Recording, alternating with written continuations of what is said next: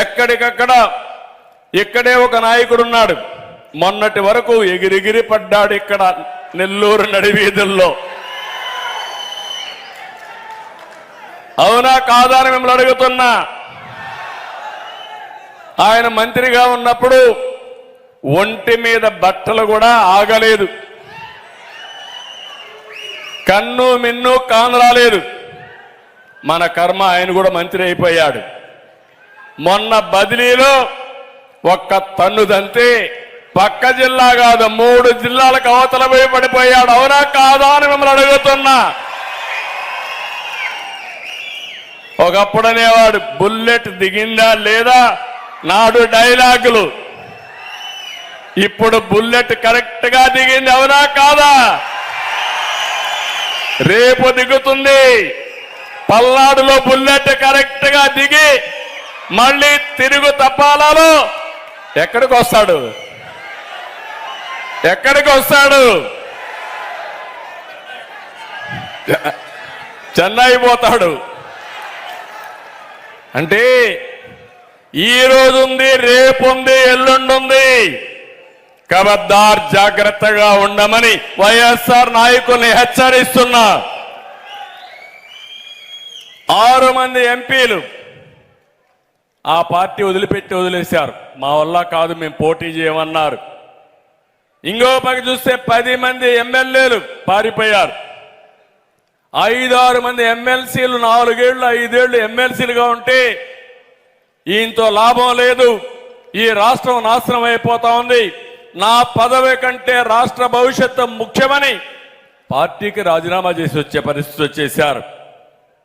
Kandukur seat ఇప్పటికి 3 సార్లు మార్చారు. ఇప్పుడు వచ్చిన ఆయన మళ్ళా ఉంటాడో లేదో నాకు తెలియదు. కనిగిరిలో చెత్త, కందుకూరులో బంగారం అవుతుందా తమ్ముళ్ళు? ఆడ చెత్త, ఇక్కడ బంగారం కానీ లేకపోతే సెంటు కానీ సువాసన వస్తుంది అనుకుంటున్నారు ప్రజలు మోసం చేయడానికి. ఈయన్నే కాదు, గంగాధర నెల్లూరులో 3 సార్లు మార్చేశారు. ఆయనైతే డిప్యూటీ సీఎం ఏకంగా. అలాంటి పదవి ఇచ్చిన వ్యక్తికే దిక్కులేదు సీటు. ఇంకో పక్క చూస్తే మంగళగిరిలో 3 సార్లు మార్చారు. ఇప్పుడు కూడా గ్యారంటీ లేదు, మళ్ళా మార్చచ్చు.